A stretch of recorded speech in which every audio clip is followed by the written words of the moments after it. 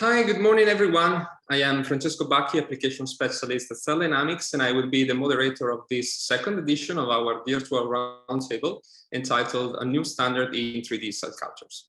As you probably know, Cell Dynamics is an Italian biotech company that develops flow-based technologies for the manipulation and characterization of 3D cell cultures.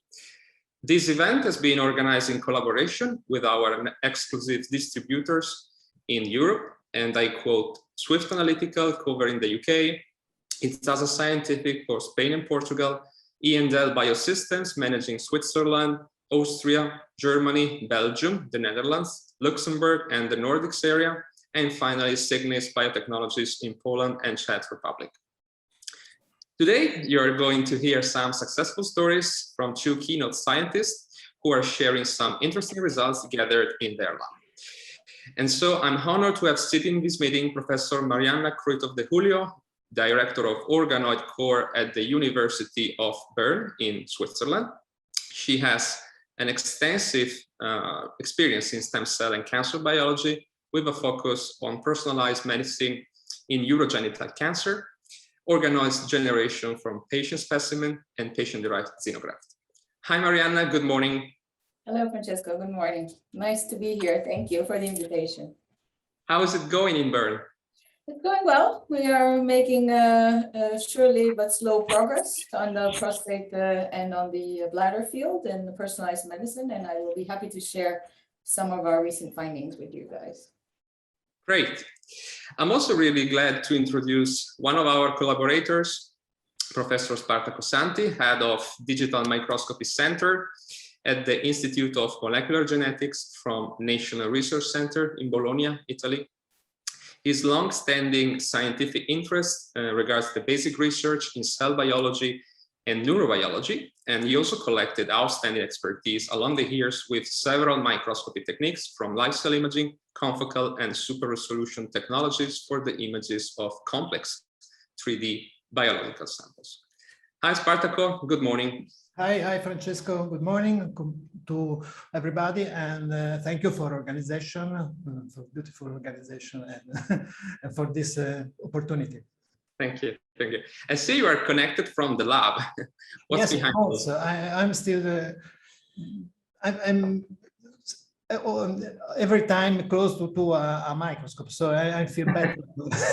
This is one of my setup is a beautiful setup with confocal microscopy, resonance scanner, spectral detector, and two kind of super resolution technique, storm and SIM structural illumination microscopy. So I feel very well close to the microscope. Yeah, definitely your comfort zone. yeah, of course. We have set up two individual speeches of about 15 minutes each. So we encourage the audience to ask questions. Please write them down in the appropriate Q&A section here in the Zoom panel. Just as a reminder, the webinar is recorded. So if you can't attend till the end, we can send you the recording of this session. So before leaving the floor to our speakers, let me just briefly introduce to you our recently released technology, the W8 Physical Cytometer, which is an innovative device for the biophysical characterization of size, weight, and mass density of sphere-like 3D cell cultures like spheroids and organoids. And even more important, also the physical-based sorting of target subsets can be operated on the basis of custom ranges of diameter or mass density. And samples can be also recovered downstream without compromising their sterility and viability. So the device acts in a similar way to a common flow cytometer. So after filling the entire fluidic network with our calibrated buffer, the weight analysis solution, the suspension of spheroids or organoids is withdrawn from the inlet tube by means of a pumping system, and samples are driven individually one by one inside the analysis channel of the weight chip. And samples are carried just above the field of view of this bright field imaging setup in combination with a tracking algorithm. In that moment, the pumping system is stopped, and we let the spheroid to fall down only by gravity force. So our software is able to track the spheroid during its free-falling motion throughout the analysis channel of the chip, with the analysis buffer at rest. And the image analysis software is able to convert this spheroid free fall speed in a mass density value based on sedimentation theory described by Stokes' law. And this is an example of a test run. In the right camera, the diameter and the volume are measured, while in the left camera, the analysis of the free fall speed takes place in a longer region for mass density calculation. We can handle the spheroids, the organoids, by microfluidics. Means that when the samples has fallen below the field of view, we can push it upwards again and repeat the measure to get more statistically robust data. And in conclusion, we leverage on this additional channel on the bottom right to recover, sort, and recover our target samples. Here you can see.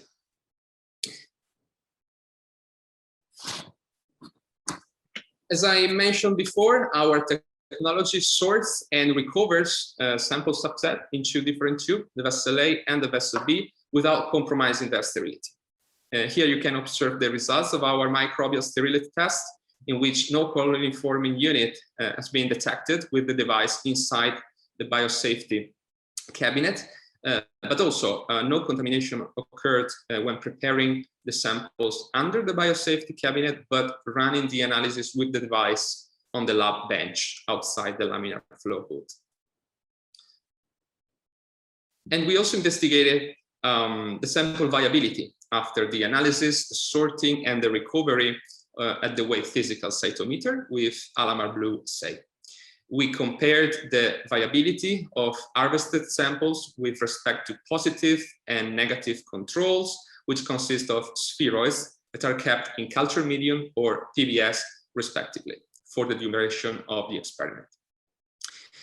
As we can observe from the images, the flow-based analysis doesn't alter the cell viability. Specifically, we haven't detected any statistically relevant differences at any of the three analyzed time points. And of note, the doubling of these fluorescent intensity delta values over time demonstrates this preservation in the metabolic activity also for longer. So for all these reasons, our system represents a non-invasive method that doesn't compromise sample sterility and viability. And so the collected samples are potentially prone to be replated or exploited downstream for further analysis.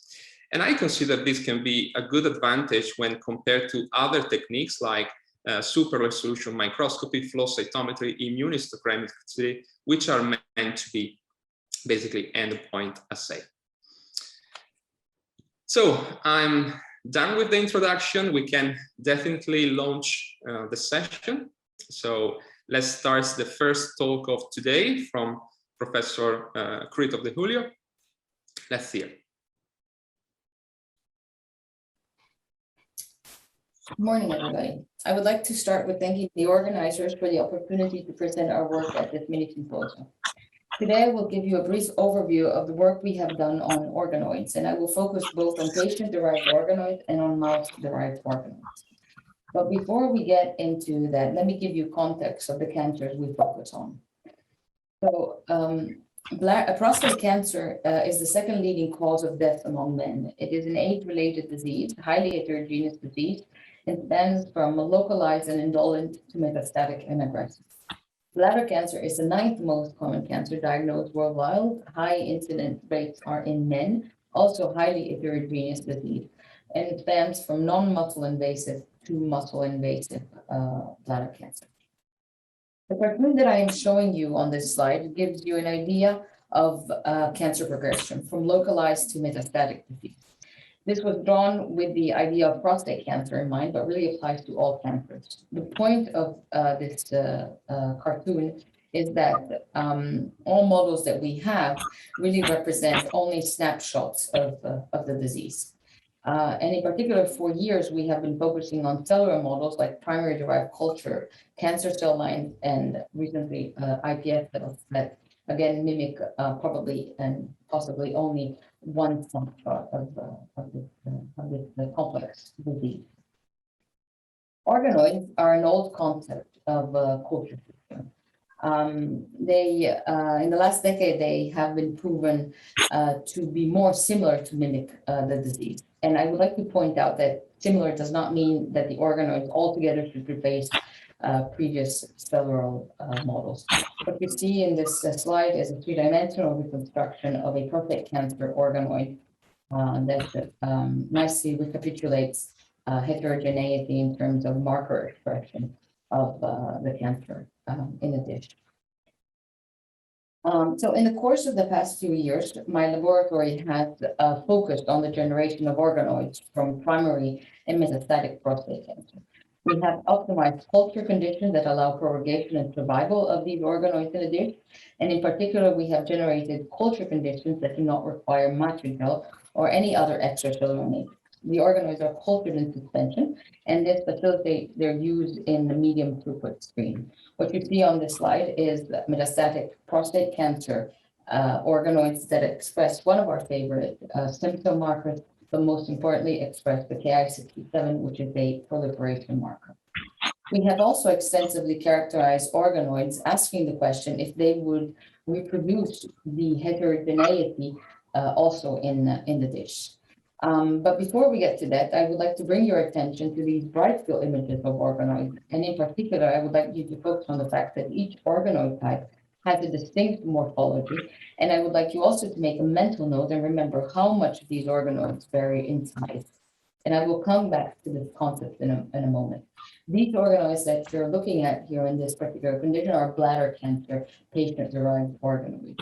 And they nicely express bladder cancer markers and also the proliferation marker, Ki67, that we always look for in terms of proliferation.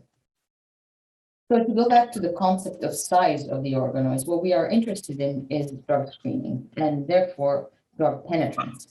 So organoids that have different size might uptake a drug at a different rate. And in order to bypass this problem, or at least to control somewhat this problem, we use these plates that are called the Krugel-Meyer plates or the spherical plates. These plates are designed with an inverted pyramid, which allows in a 24-well plate the formation of 700 organoids that are similar in size. And moreover, the culture system, as you can see in this short video here, is that we can follow also cellular rearrangement in the individual organoids. And again, for this cellular rearrangement, I will get back to it in just a couple of slides. So to go back to our original cartoon of the prostate cancer progression, animal models that spontaneously form prostate cancer and then progress are also a great model to understand the disease. Animal models in general, not only the ones of prostate. We are focusing in this particular slide on animal models of prostate cancer. So what is really interesting and what is really advantageous of the use of animal models is that one can include, of course, their favorite mutation and ask the question if this mutation has somehow an impact on the progression, on the formation, on the metastasis, or whatever of the state of the disease. Once the disease has formed, or one can generate organoids from this. And the question that we ask ourselves is, do the organoids recapitulate the morphology of the tumor in the dish? And in this case, the two models that we're looking at are very similar also at a morphological level. So one additional characterization that so far we could not achieve, but is now possible with the W8 Physical Cytometer, which is a automated platform for the physical characterization of these 3D spherical light cell models or organoids in terms of size, weight, and mass density values. So what we have measured is these physical parameters of the organoid. But before we get to the physical parameters of the organoids, we have also looked at the morphology of these organoids. And what we have observed was that the organoids that are less aggressive seem to prefer a hollow morphology, whereas the organoids that are more aggressive in terms of genotype have a more solid morphology. The solid morphology or the differentiation of these two genotypes also corresponds for the solid morphology in a higher density and a smaller diameter, which is also a very interesting parameter in terms of, again, if we're thinking of drug penetrance or a response to drugs. Now, to put the two concepts together, and so to go back to the concept of size and drug screen, this is an example in which we treat the organoids from bladder cancer with a drug while cultured on these spherical plates. And after the 72-hour treatment, we have also measured their physical parameters and observed that there is a significant reduction in weight and diameter, while an increase upon treatment. So the next part of the talk, I would like to focus on a clinical applicability. So I would like to give you guys an idea of how it is that we envision and how it is that we are using this platform that we have generated. So once a patient undergoes tumor resection, in this example, it is a bladder cancer, we collect the parental tumor and derive from it the patient-derived organoid. Both the parental tumor and the organoids undergo genomic landscaping and histopathological assessment. And moreover, the PDOs undergo a drug sensitivity profiling. The PDO histopathological assessment is to identify the presence of basal and luminal markers in the case of bladder cancer that are also present in the original tumor. And as you might already know, different molecular profiling also corresponds to different treatment and prognosis. So it is important to determine that our organoids in the dish do recapitulate the tumor that they come from. What is also very important to determine is that the PDOs recapitulate the genomic landscape of the primary tumor. And this we do by looking at several parameters like copy number profiling, SNVs, and of course, allele fractionations as well.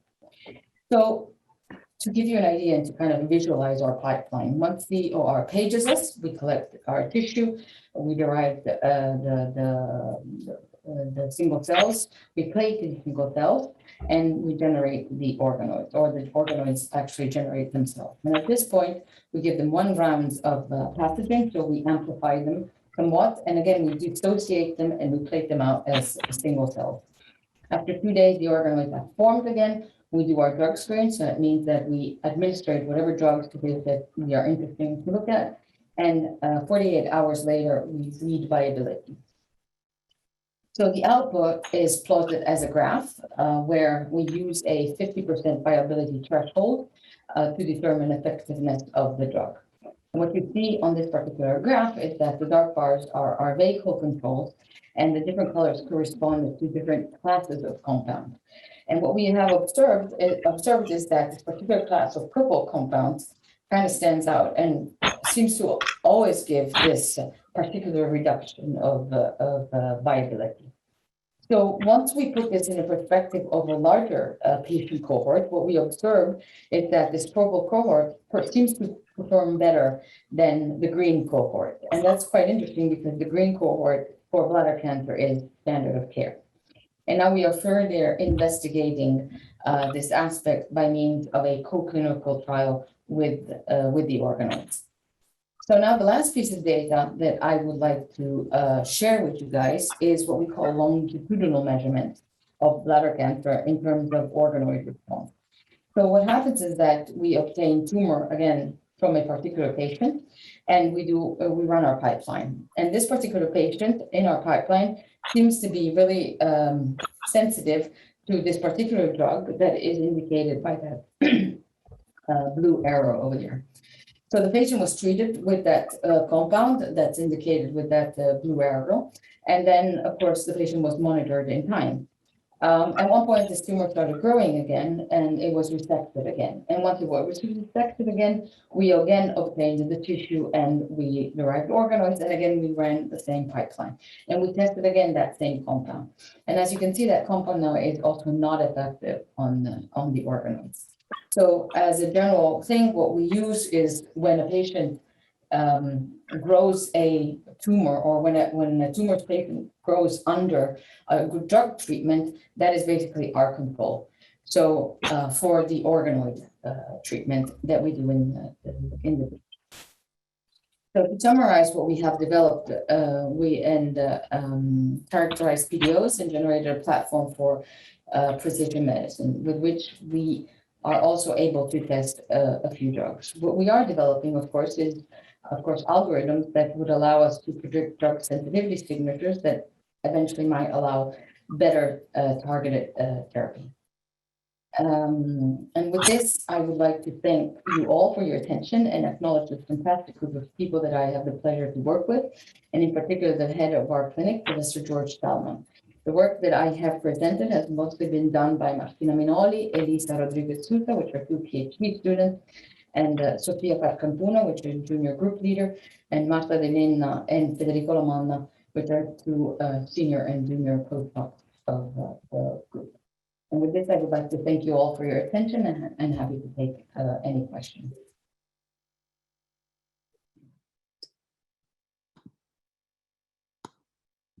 Thanks, Mariana. This is a really nice overview of your research work, beautifully described. So I see there are some questions arising from the audience, so please leave them in the Q&A box in the Zoom panel, and we will address them to Mariana afterwards, so at the conclusion of this session.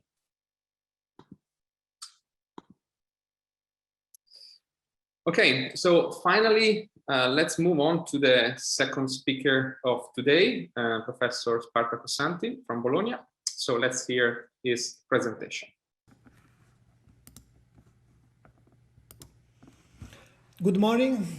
Thanks to the moderator, Francesco Bacchi, for the organization and kind invitation. In the next few minutes, I'd like to talk about a recent application performed with the W8 Physical Cytometer in 3D culture system and the correlation with biochemical and imaging data. In our model, we use Lobo cells, a human cell line from a human colon lymph node metastasis, cultured in ultra-low attachment microcavity plate. This is the aspect of spheroids inside the microcavities. The cells were cultured for 10 days in presence of 250 and 500 nanomolar of crizotinib. Crizotinib is a ATP competitive small molecule inhibitor of the receptor tyrosine kinase with an anti-proliferative activity. Crizotinib, already approved for clinical use, was responsible for the activation of ALK, a kinase along with downstream protein kinase B cascade, also known as AKT. In previously paper, we identified the role of ALK in the dynamic formation of 3D spheroids. As you can see, spheroids growing in normal condition exhibit irregular morphology with detached cells. Crizotinib was able to revert this phenotype by increasing cell organization and compactness. You can find details in this preprint by Mazzeschi et al. For our application, we study and assess the correlation between biophysical and morphological parameters in both live and fixed cells. The first step was evaluate the fixation effect on biophysical parameters, which could impair the analysis. In this cartoon, is represented the fluidic core chip of the W8 Physical Cytometer, able to perform an accurate, simultaneous, and rapid measurement of mass density, weight, and size of spheroids. From in to out is the direction of the path for the spheroids, and this is how the spheroid looks like inside the flow channel. In general, the device is able to measure all types of spheroids, and the operative range is between 50 and 500 microns in diameter. The first parameter we measured was the diameter.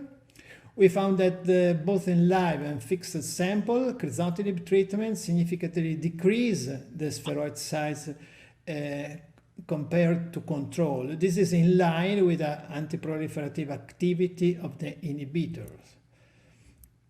The same goes for the weight, as expected. Instead, mass density display an opposite results with a significant increase in the density of the spheroid bulk in both live and fixed samples. The first conclusion is that the fixation protocol with PFA did not alter the parameters under investigation. This information is relevant for the usability of the device, allowing to test the sample stored in different labs or in multiple experiments over time, for example. But the second point is, what does the mass density parameter represent for the spheroid phenotype? To answer to this request, we correlate the weight parameters with biochemical quantification, in particular with protein quantification performed by nano-orange assay. Protein quantification confirmed an overall decrease in protein levels in the sample treated with crizotinib compared to the untreated condition. This data suggests that spheroid size and weight are correlated to the amount of proteins, which most probably is an indirect measurement of the number of cells composing the spheroids. For the image analysis, we start with a basic method, a bright field imaging. It shows, as you can see, a decrease in size and an increase in optical density. Optical density of fixed lobe spheroids was calculated as a ratio between the absorbance subtracted to the background and the spheroid area. This data is correlated to the mass density weight fluidic base measurement, indicating probably a progressive growth in cell-cell compactness. To better investigate the spheroid morphology and 3D information, a deep imaging analysis is required. There are three main methods to obtain a good imaging from thick samples. The first one is for deep imaging is the two-photon microscopy excitation. This method is characterized by a spontaneous confocal emission at the focal point. In fact, it uses infrared excitation light to penetrate further in the tissue, about 2 millimeters, and with minimal scatter compared to exciting at shorter wavelengths. The cons of this method are strong image degradation in depth and the complexity to obtain a multi-channel detection and the cost, not last, of the pulsed laser. The second main method is light sheet microscopy. In a light sheet microscopy, the sample is illuminated perpendicularly to the direction of observation, reducing background and photo damage, and with a high speed of detection because it's based by CMOS cameras. This method could be used for live and large organisms, embryos, organoids, spheroids.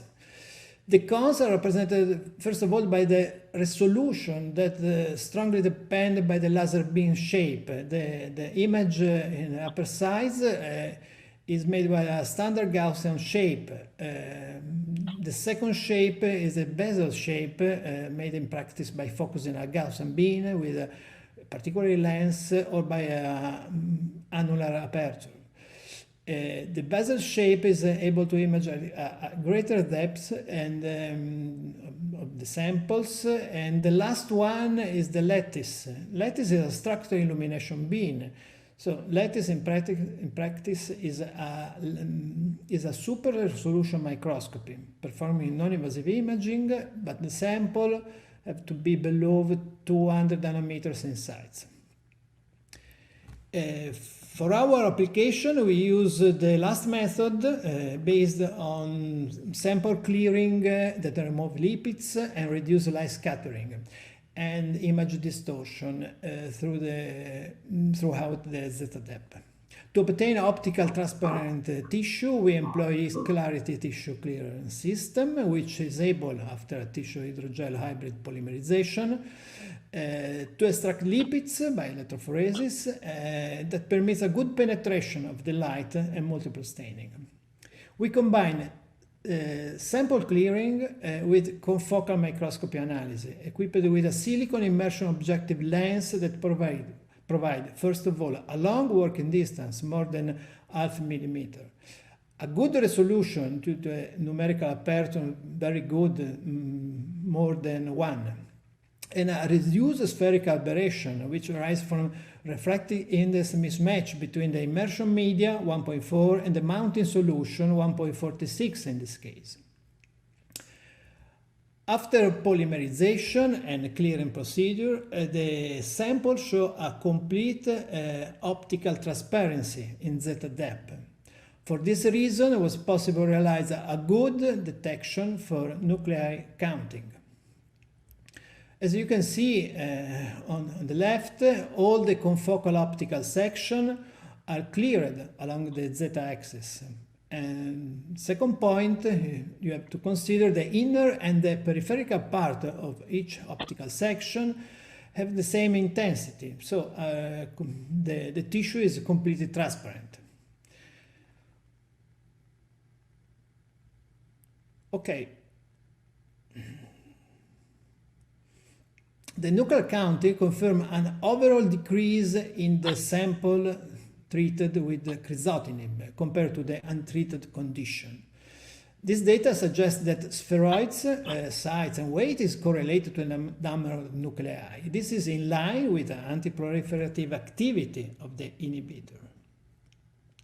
But conversely, under the same treatment, cell nuclear density, the relationship between the number of nuclei and spheroid volume, display an opposite result with a significant increase of the density of spheroid bulk. This data is correlated to the mass density weight fluidic-based measurement, indicating probably a progressive growth in spheroid compactness.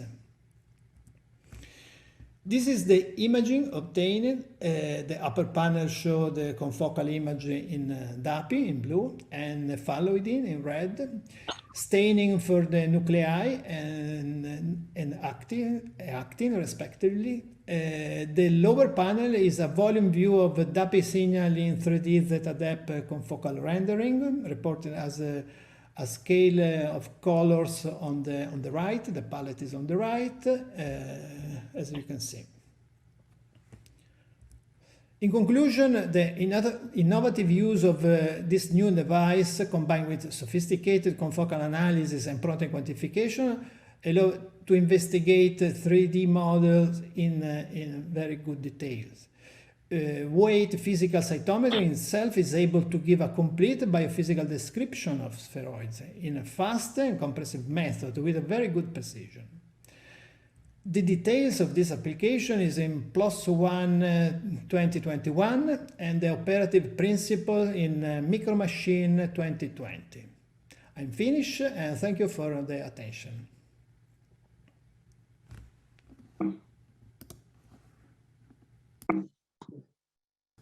Okay, so amazing presentations, Particle.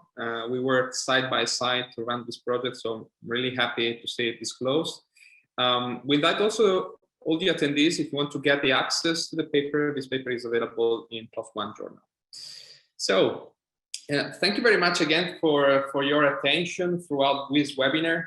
So we just pause for a minute to collect all the questions and comments from the audience.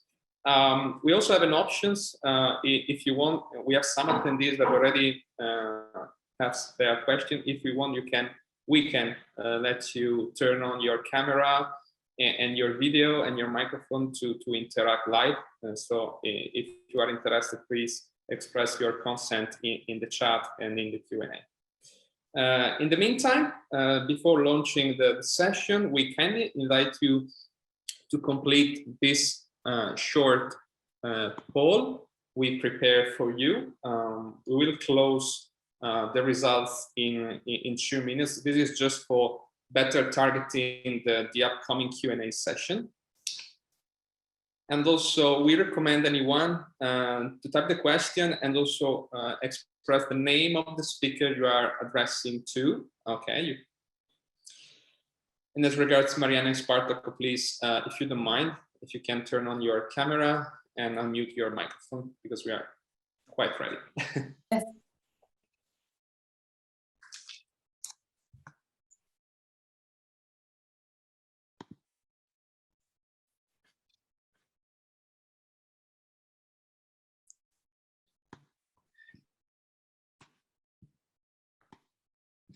Okay, so while people is completing their poll, I will ask these 5 scientists, Lalita Nanduri, Deborah Stanco, Hannah Harrison, Priscilla Mello, and Romina D'Angelo.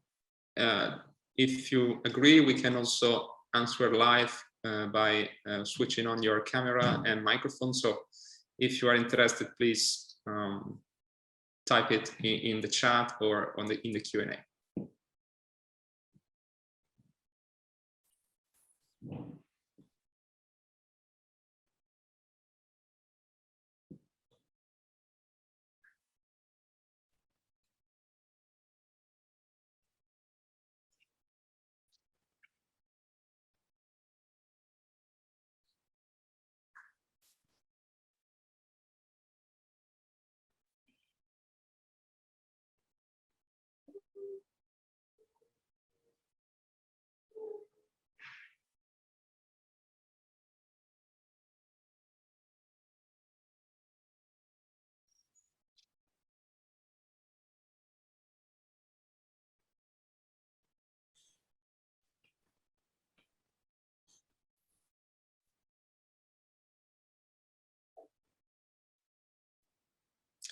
Okay, so thank you very much to, oh no, someone is already completed.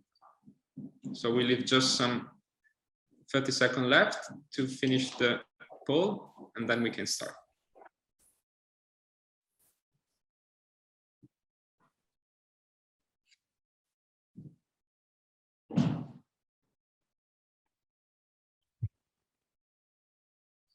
Also, in this case, we see that the majority of the attendees works on cancer spheroids and organoids, okay, which also can be paired with sometimes with stem cell derived spheroids under certain conditions. There's a good heterogeneity in terms of size. So some of you work with small clusters, someone also works with bigger samples up to 1 millimeter in size.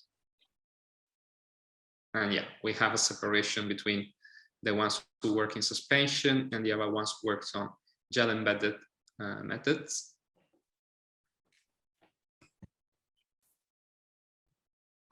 Seems like we still have, as in our experience in cell dynamics, some hurdles when we are facing 3D cell cultures from sample heterogeneity, and also, of course, challenging in 3D imaging.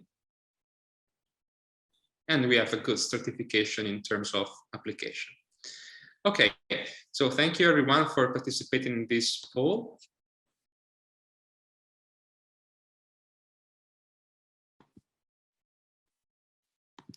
I stop the sharing. Okay. So the first question is for both, for Spartaco and Mariana.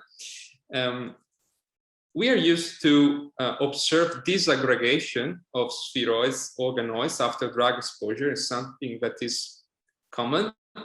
But it seems in both your presentation, there is this kind of collapse. Okay, so we have seen in both cases that when we expose your organoids, your spheroids to drugs, we have this increase in mass density. It seems like there is this increase in compactness. So how could you give context from the biological point of view to this biophysical variation? Who should answer first?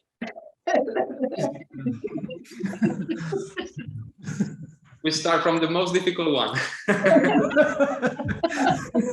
Big question. It's a very good question indeed. So Actually, in this increasing compactness that we observed is something quite, I think, quite remarkable in terms of response. What we don't know yet, but we are actually working on this, is if those cells are still really alive after, and if they can propagate again. Because if you put this in the context of the cancer disease and the three-dimensional structure, those particular cells could be, in fact, the problematic cells that give therapy resistance. So what would be absolutely really cool would be if we could identify cells that are therapy resistant also by their physical properties. And in a way that basically the cells would resist the therapy by changing how they are. And that would be something of extreme interest to then link it to maybe a genomic or a transcriptomic or any omic profile for that matters. So yeah. Great. So, but the answer to the question is, I really don't know what those cells are and why this happens. It's ongoing. Okay. Yeah, totally. We'll see in the next webinar. Okay. What about you, Spartaco? It's the same for me, but anyway, the phenotype described can be explained as an anti-proliferative or anti-metastatic effect of crizotinib. So we have previous data that show the change of the phenotype, that the crizotinib probably blocked the spheroid growth with a reduction of bright field area and weight. So that's what we see. And probably the treatment increase the cell tightness and the compactness, the nuclear density, the mass density, the decrease of lumen cavity, and in another paper we have data that support this general aspect with an increase of cadherin, lateral membrane localization, and decrease of pimentin, and this can answer to this changing this phenotype detected in confocal microscopy. But we have investigated the significance of respect the metastatic effect. It could be interesting. This is an interesting point of start. Okay. We have a question from the audience from Lalita Nanduri, which is research faculty instructor at Albert Einstein College of Medicine from New York. So she should have wake up very early this morning. So let's see if I can make her interact with you live. Yeah. Can you hear me? Yeah. Hi, good morning. Hello, good morning. Maybe you cannot see me, but that's okay. I think it's very early in the morning, but I'm very happy to attend this webinar. Thank you for organizing, Francisco. Very nice presentation, Mariana and Spartaco. So my question is about the multi-well organoid culture you have shown, Mariana. Is it in matrigel? I work with intestinal organoids, which are more branched. So does it work for such kind of organoids? All right. So second question. I'm sorry. I'll answer this one. So the cultures are not in matrigel; they're in suspension. However, for some mouse organoid cultures that we have, which do grow in matrigel, one of our PhD students has managed to figure out a way of using a very, let's say, small percentage of matrigel to culture them. So for the humans, we do not do that because we try to culture all our organoids without the matrigel. Okay. Any questions? My next question is what kind of clearing solution Spartaco have used for imaging? Because in my organoids, I see a lot of dead cells inside the very inside of the organoids, and that interferes with all kind of imaging. And especially I use the organoids from any reporter mice like GFP or RFP mice. We see a lot of autofluorescence coming from the center, and I am unable to get rid of it for imaging. So that would be helpful. Francesco, can you repeat the question, because the connection is not stable for me?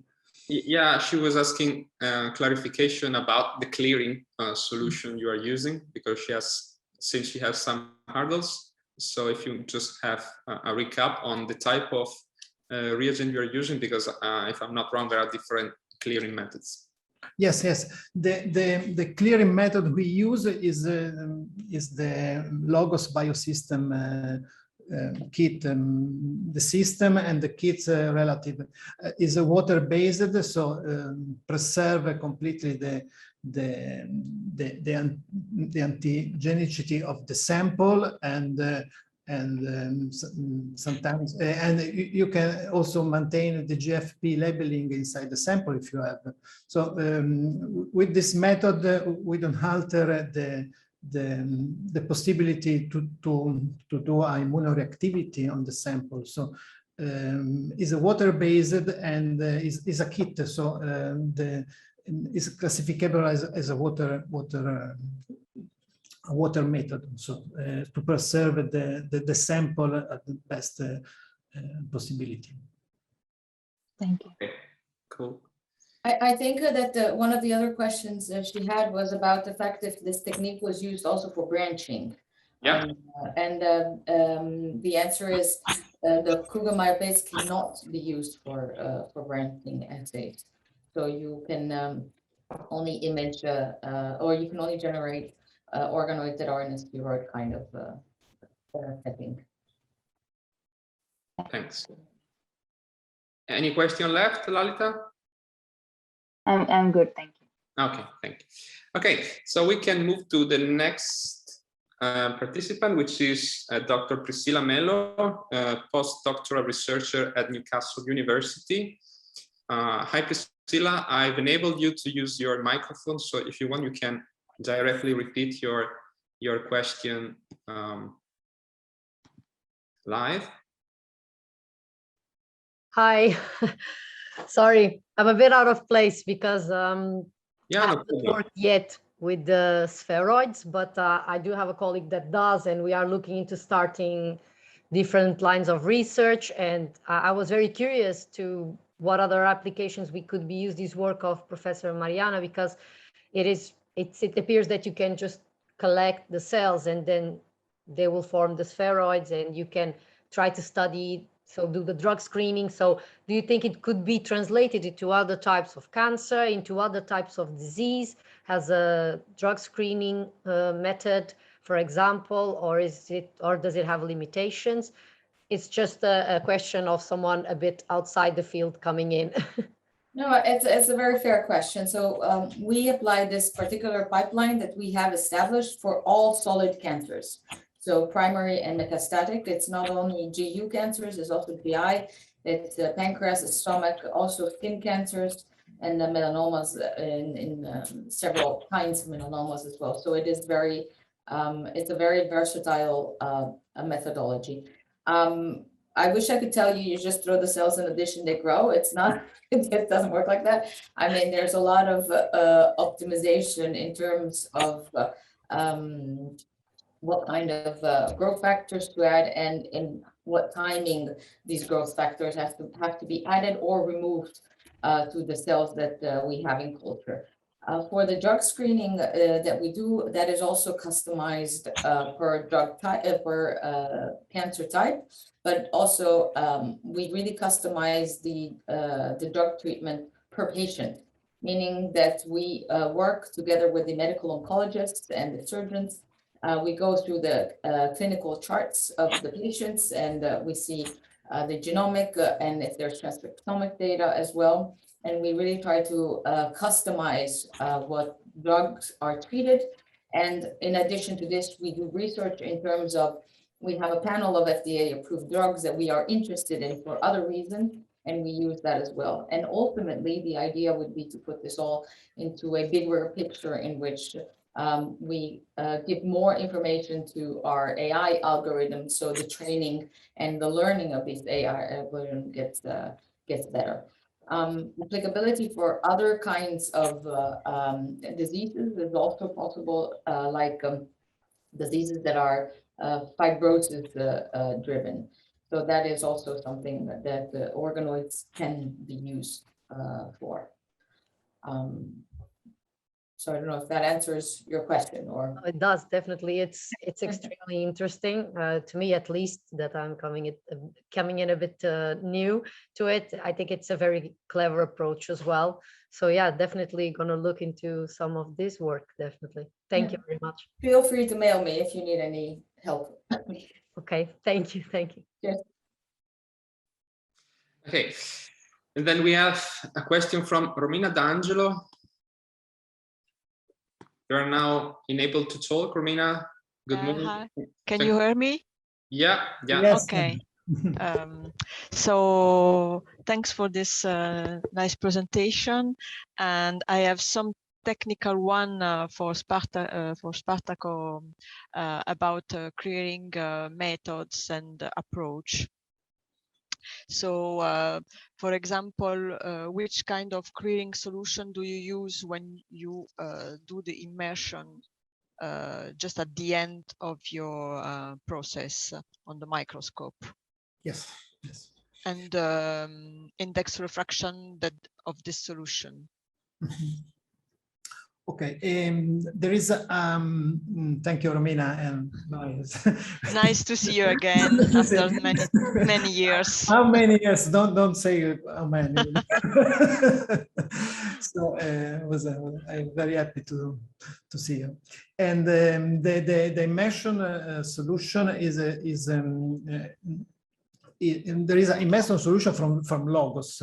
And the reflection index, I think, is about 1.46, and close to the immersion solution for the objective lens that reduce the mismatch. So I try to change the reflection index of the immersion solution, make a mix with the two solution, and if you decrease the number of the reflection index, you could improve you can reduce the aberration, spherical aberration. So the limit is 1.4 is probably the ideal index of the immersion solution. But the immersion solution that you find in the kit is good enough, but you can improve reducing this level. So then my question is, have you tried some simple immersion solution like TDE or ECI or something like that? You can modify for example, the index refraction, and you can adapt, for example, for the TDE. Ilaria Ceccarini in Firenze use a lot this technique, this solution, and you can adjust by the concentration of the TDE your index refraction. So, and it's very rapid and economics also. Yes. I mixed the immersion solution from Logos and silicone oil from the microscope. So this is my method. But the increase, if you use silicone oil immersion, the increase of this adjustment is not big. If you use oil immersion, the increase is a little bit big because the mismatch is bigger. Okay, and I have another one, and the last one. How many samples can you clear simultaneously with this system? Because for spheroids, I think you have a high content screening if you want to go further. The setup is not made for high content screening, so it is made for big organoids, big not spheroid, big or brain object like that, 2 or more millimeters. So the problem is the handling of the spheroids inside the chambers of is a big limit to perform more than one kind of spheroid at a time. So that's have to be improved by the company, I think. Okay. Thank you very, very much. Thank you, Romina. Super. And the next question comes from USA again, from Ranan Bulan Akhtas, CEO and founder at Cellorama from Massachusetts. Hi, Ranan, hello. Thanks for your question. You are now enabled to talk if you want to interact directly.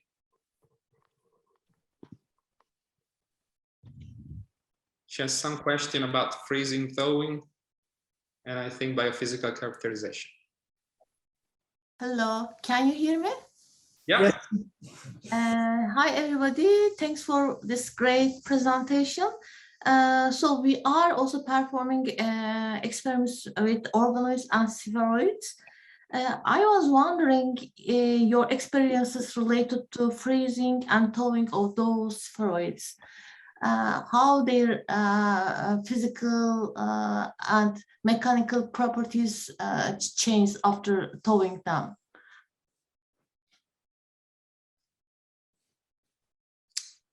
I don't have experience about that. So I personally know from literature that the viability of thawing, freezing and thawing can decrease up of 30%. Okay, can be a massive reduction in the viability. It depends on several factors, of course. So the type of cryopreservant you use, the method, and so on. So probably, yeah, this will for sure this will impact the viability. And I think also the biophysics. So it's something we are also thinking about. So doing a biophysical characterization with our device on spheroids post thawing, because this is also something that people demand also to work worldwide by shipping samples from one lab to another. Okay, thank you so much. Thanks a lot. Thanks. And the next question comes from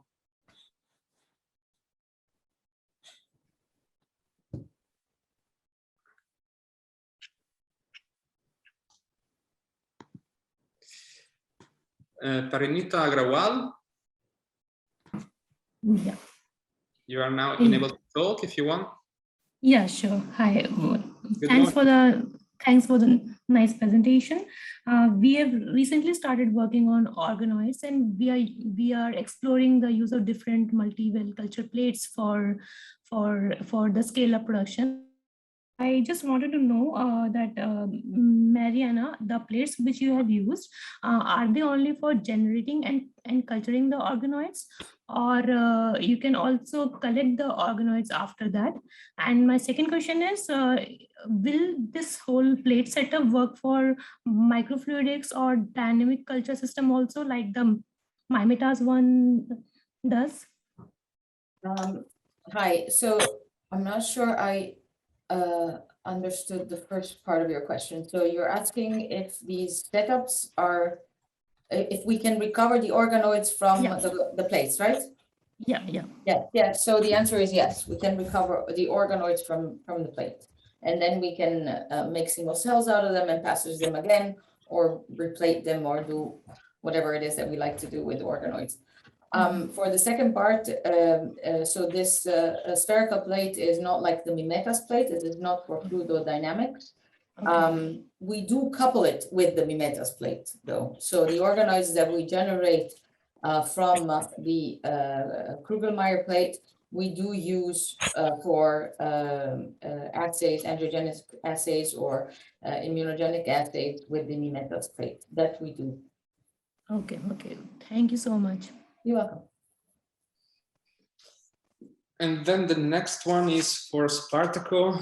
We are approaching the end of this section. Next one is for Spartaco. Seems like $1 million question for you.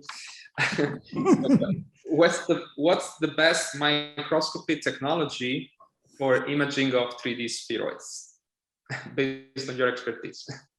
$2 million. It depends on the sample, depend on the detection you need, depend how money you have to buy the technology. And for example, two-photon excitation microscopy is ideal for a live sample because the photo damage is very reduced, because the penetration is very high, can reach 2 millimeters. But there are the other point, the image degradation increase dramatically in deep, and the other point is the possibility to perform multi-channel detection is restricted with respect to a classical confocal microscopy. For light sheet microscopy, we have a lower resolution. Respect to confocal microscopy is dedicated is a lower resolution, but if you have the structural illumination laser beam, the lattice light sheet, the resolution increase, but the penetration decrease. So it's a compromise. You have to choose which is your interest, the inside part of the spheroids or the resolution of the outer part.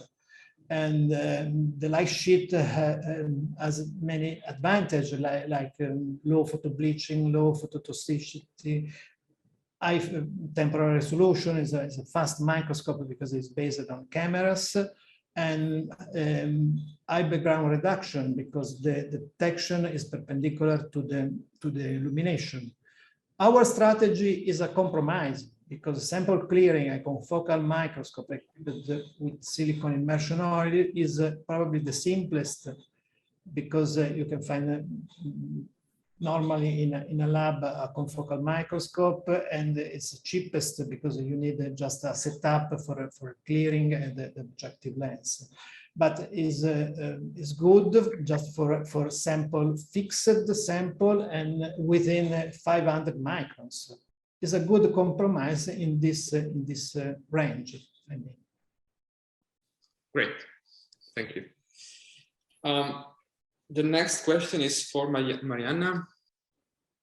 Something more like future perspectives. How close or how far do you think we are to the regular, on a daily basis, adoption of organoids in clinics? Oh, wow, the $1 million question. And the second one is, do you think this biophysical output, so since we have related the mass density to the passing from hollow morphology to solid morphology, do you think this may be in future also have a potential clinical applicability?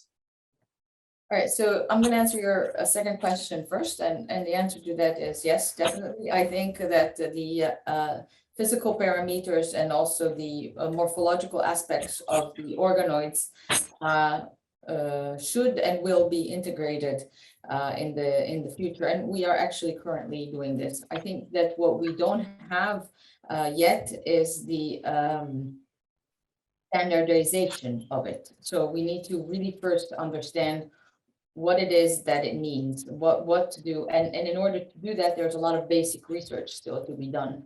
So like in terms of question, well, if an organoid is luminal and hollow, for example, what kind of potential does it have to form a cancer in vivo, as opposed to one that is has a different kind of morphological that is morphologically different and has different maybe properties. So I think that first we need to really cross our T's and dot our I's in that respect. And to answer your first question, if it were for me, we would integrate organoids directly tomorrow into the clinic.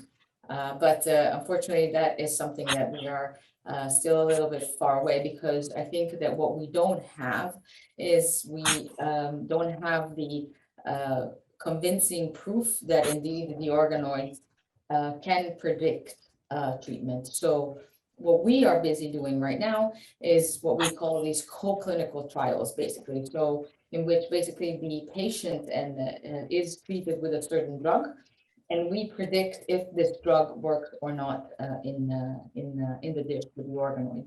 And we do this, we're doing this for bladder cancer for the unfortunately reason that bladder cancer is has a really high turnover. So we can follow the patient also longitudinally. And, you know, the data that we are getting is really good. So we hope that we would be able to actually implement this in the clinic. And then, of course, there's a part of the health insurance is not paying for this. So that's a whole other aspect of it, because changing medical practice will mean also changing how the health insurances cover costs of things, because otherwise it becomes a treatment for the people that have money, and that's not what we want. Great. The next question is from David Gavarania. Sorry for the pronunciation, but today, well, this is a research fellow from the University of Mannheim in Germany. So David, you should be now enabled to talk. If you want to repeat your question directly, hi,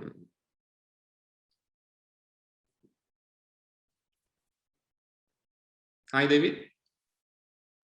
Anyway, seems David is not connected, but basically his question is, I'm working with cancer spheroids and I'm already looked at their diameter, compactness, and roundness. However, to view their spatial organization in case of heterotypic spheroids and their core formation, do you suggest any other methods?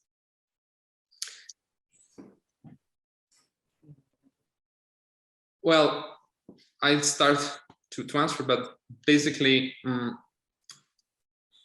at the moment we are used to only estimate the compactness of spheroids on the basis of bright field images. Okay, so we can look at an image and say this is compact, this is more a loosely aggregate of cells. Our system, the W8 Physical Cytometer, is able to precisely quantify this variation, and in particular to quantify the compactness of your spheroids in terms of a mass density value, which is the ratio between the mass and the volume. Okay. And also, of course, we can measure diameter and volume, and roundness is a parameter which is under development in our device. To view the spatial organization, I mean the different localization of the different cell types, for example, in heterotypic spheroids and the formation of the necrotic core, we suggest, based on our experience, to do immunohistochemistry or optical sectioning with confocal microscopy. You should see, if you're working at compatible sizes, you should see the core formation in size. This depends also on the dimension of the spheroids. Typically, the core formation occurs at higher dimensions, so with diameter higher than 250 microns. So yeah. Okay, so we have just one last question for Spartaco. Yes. Based on the consideration we did before with the time and cost associated to the, let me say, high content screening that you did on tumor spheroid, we see this correlation between the nuclear density obtained with confocal microscopes and the mass density obtained with our device. So do you think this device, the W8 Physical Cytometer, can be used also as more or less as a surrogate, or can draw more or less the same conclusion we can have with confocal microscopy? And how do you see the compatibility between these two techniques?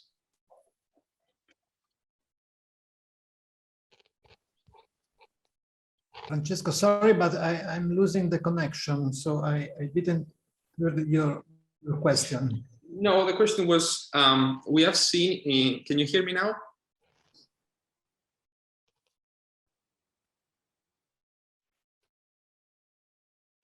No. Can you hear me now, Spartaco? No, you are spreading. Okay. Can you hear me now? Yes, much better. Okay, I try to turn off the camera. Okay, try again. Sorry, Francesco. Yeah, don't worry.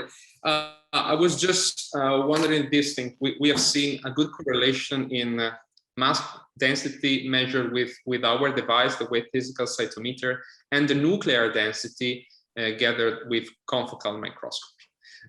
So how do you see this compatibility in the future? Can we put these different technology beside to get complementary overview of the samples? Oh, yes, I think that the evolution of this approach could be a really personalized medicine. In fact, directly from cancer patient cell is possible to grow spheroids and observe three-dimensional architecture of the cancer cells, the characterization of biophysical parameters, mass density, diameter, weight, study drug penetration. In fact, sometimes drugs are confined to the outer cell layers. Study the expression and distribution of the receptor. Only if you are in condition to have a completely cleared spheroids, and detect, for example, the generation of a necrotic core. And all of this could be very nice with a resolution of a single patient spheroids. In fact, in cancer cell spheroids, it could be an ideal model to evaluate chemotherapeutic protocols, dose response relationship, level of toxicity of the treatment, the effect of drugs combination on phenotype. And I know that with the last implementation of the W8 fluidic device, the spheroid, the sorting system, the researcher can separate the sample after the analysis, depending on the parameter selected. And in the case of live spheroids, can follow the evolution of the sample after pharmacological treatment. So the analysis performed on single patient spheroids can reduce the variability of the different culture system, and it could be very interesting for the future. The limit is for me the handling, because the classical spheroids grow on agar bioreactor was very, very large, around 1 millimeter or a little less. But now the typical size of spheroids culture on ultra low attachment plates or microcavity plates is around 200–300 microns. So it's easy to lose the sample, and that's the problem. It's easy handling on the Logos system for the clearing. So a little story, but a couple of years ago, I asked to Cell Dynamics to build a sort of fluidic pen, a magic pen to recover single spheroids from Eppendorf and download in different plates, and with acoustic alarm that indicated that the sample was captured correctly, but I'm still waiting. So my eyesight does not allow me to perform experiment with the spheroids. So I think this pen could be very useful in a lab. So I have a question for the member of this roundtable. How many of you could be interested in a pen like that? I think many of you. The first one. Now I have to build it. I found the customer. So Francesco, say something. Yeah, no, absolutely. We are aware of this need for better handling in spheroid. The second generation of the device will have this robotic arm that directly dips in the well, so it's compatible with standard microwell plates. So we are working in this sense, and we are glad to see there is great demand. So any question left from you, Marianne Spartaco? Okay, so we almost ran out of time for today, so I can't thank enough our network of distributors for all the support in the organization of this event, and of course my enormous congratulations to our keynote speakers, Marianne Spartaco, for joining us today and for sharing your gripping results. Okay. Thank you very much for allowing us to share our research. It was really nice. Yeah, and thanks a lot to all attendees for saving your time to participate into our webinar. We will do networking with the speakers in the next few days. So we hope to hear from you soon and see you in the next event. Have a nice day. Bye. Bye. Bye. Thank you.